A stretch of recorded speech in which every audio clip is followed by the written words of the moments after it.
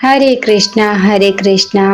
हे कान्हा जी, मेरी मदद करना ताकि मैं प्रसाद अच्छे से बना सकूं। एक गांव में सुनीता नाम की एक बूढ़ी औरत अपने बेटे और बहू के साथ रहती थी। उसका बेटा रोज मजदूरी करता था और उसी से अपने घर का पालन और पोषण करता था। एक दिन जब उसका बेटा मजदूरी कर रहा होता है, तभी उसके सर पर एक जोरदार पत्थर आके लग जाता है और उसका बेटा अंधा हो जाता है। अब घर की सारी जिम्मेदारी उसकी बूढ़ी माँ सुनीता पर आ जाती है। माँ, अब हमारे घर का खर्चा कैसे चलेगा? बेटा, तुम उसकी चिंता मत करो, मैं हूं ना, मैं कोई काम धाम जरूर ढूंढ लूंगी।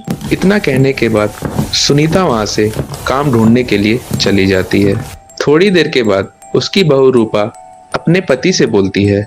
कितनी देर हो गई, माँ जी अभी तक नहीं आई, कहाँ गई हैं? रूपा, माँ काम ढूंढने के लिए गई है।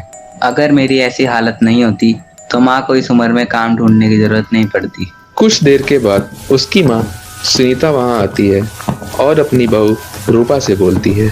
बहू, मुझे काम मिल गया है। मुझे घर की साफ सफाई करनी होगी और उसके बदले मालिक मुझे 100 रुपए देंगे। माँ जी, फिर तो मुझे भी आपके साथ चलना चाहिए और दिन के 200 रुपए मिल जाएंगे। नहीं बहू, तुम जो अगर मेरे साथ जाओगी तो मेरे बेटे का ख्याल कौन रखेगा? तुम घर पे रहो और मेरे बेटे का ख्याल रखना, मैं वहाँ पे जाके साफ सफाई का काम कर लूंगी। इतना कहने के बाद सुनीता वहां से चली जाती है। अब सुनीता रोज उस सेठ के घर जाती है, उसकी साफ सफाई करती है और रोज 100 रुपए लेकर अपने घर आ जाती है और उसी 100 रुपए से उन तीनों के घर का खर्चा चल रहा था। कुछ दिन ऐसे ही बीत जाते हैं और जन्माष्टमी का त्योहार आ जाता है। एक दिन मालिक सुनीता से बोलता है। सुनीता, कल जन्माष्टमी का त्योहार है और हम हर साल जन्माष्टमी के मौके पर माखन का भोग लगाते हैं और प्रसाद में माखन ही बांटते हैं। कल तुम सुबह जल्दी आ जाना और आरती के साथ मिलकर जन्माष्टमी की सारी तैयारियां करवा देना। मैं तुम्हें कल 100 रुपए ज्यादा दे दूंगा। ठीक है मालिक, जैसी आपकी आज्ञा। इतना बोलकर सुनीता खुशी खुशी अपने घर जाती है और अपनी बहू से बोलती है। बहू, कल जन्माष्टमी का त्योहार है। मालिक ने मुझे माखन का प्रसाद बनाने और कान्हा जी का भोग लगाने के लिए सुबह जल्दी बुलाया है और साथ में ये भी बोला है कि वो मुझे 100 रुपए ज्यादा देंगे। सच में मालिक और मालकिन बहुत अच्छे हैं। अगली सुबह सुनीता जब काम पर जाती है तो उसकी मालकिन सुनीता से कहती है। सुनीता, मेरी तबीयत ठीक नहीं है। तुम्हें कान्हा जी का प्रसाद और घर की सफाई अकेले ही करनी होगी। कोई बात नहीं मालकिन, आप आराम कीजिए, मैं सारा काम संभाल लूंगी। इतना कहने के बाद सुनीता घर की सारी सफाई करती है और कान्हा जी के लिए माखन का प्रसाद बनाने लगती है और मन में कान्हा जी का नाम लेते रहती है। हरे कृष्णा, हरे कृष्णा। हे कान्हा जी, मेरी मदद करना ताकि मैं प्रसाद अच्छे से बना सकूं। सुनीता के इतने भक्ति भाव से प्रसाद बनाते हुए देख कृष्ण जी मंद मंद मुस्कुराते हैं और बोलते हैं। ये बूढ़ी औरत कितने भक्ति भाव से मेरे लिए प्रसाद बना रही है। तभी पास में खड़ी राधा जी कृष्ण जी से बोलती हैं। हे कान्हा, क्या आपको इस बूढ़ी औरत पे बिल्कुल भी दया नहीं आ रही है? मुझे तो लगता है आपको इस बूढ़ी औरत की मदद करनी चाहिए। हाँ राधे, मैं इसकी मदद करूंगा तो जरूर, लेकिन उससे पहले इनकी परीक्षा जरूर लूंगा। इधर सुनीता अपने मालिक और मालकिन के साथ बड़े ही प्यार से सबको प्रसाद बांटती है और कान्हा जी को भोग लगाती है। भोग लगाने और प्रसाद बांटने के बाद सुनीता के मालिक बोलते हैं। सुनीता, आज तुमने बहुत मेहनत की है। ये लो अपने पैसे और ये प्रसाद भी ले जाओ और अपने बेटे और बहू के साथ खाओ। प्रसाद पाकर सुनीता बहुत खुश होती है और वो प्रसाद लेकर अपने घर जाती है। बहू, मैं कान्हा जी का प्रसाद लाई हूँ, चलो हम तीनों मिलके खाते हैं। क्या माँ जी, आप माखन का प्रसाद लाई हैं? इतना बोलने के बाद वो तीनों प्रसाद खाने के लिए बैठते हैं।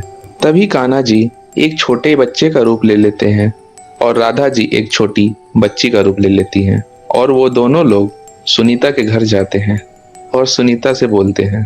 दादी अम्मा, हमें बहुत जोरों की भूख लगी है, आप हमें कुछ खाने के लिए दे दीजिए। उस छोटे बच्चे और बच्ची की आवाज सुनकर सुनीता की बहू बोलती है। माँ जी, आप प्रसाद इन्हें मत दीजिए, प्रसाद वैसे ही इतना कम है। नहीं बहू, तुम दोनों ये प्रसाद खा लो, मैं अपने हिस्से का प्रसाद इन बच्चों को दे देती हूँ। नहीं माँ जी, जब आप प्रसाद नहीं खाएंगी तो मैं कैसे खा सकती हूँ।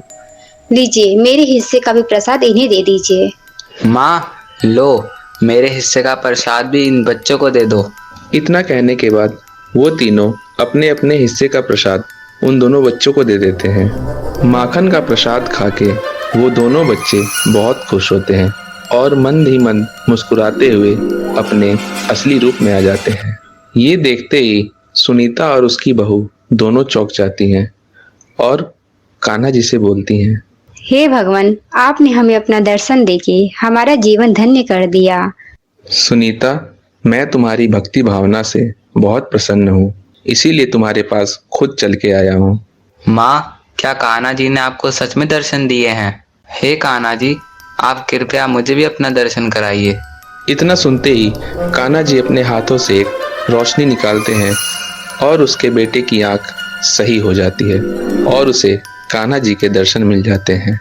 कान्हा जी के दर्शन पाते ही सुनीता का बेटा बहुत खुश होता है और कान्हा जी से बोलता है, हे भगवान, आपने मेरी आंखों की रोशनी लौटाकर मुझ पे बहुत बड़ा एहसान करा है। आपकी सदा ही जय हो। इतना कहने के बाद राधा जी अपने हाथों से एक रोशनी निकालती हैं और उसका घर एक आलीशान महल में बदल जाता है। इतना सब कुछ होने के बाद कान्हा जी और राधा जी उन तीनों को अपना अपना आशीर्वाद देते हैं और वहां से अंतर ध्यान हो जाते हैं।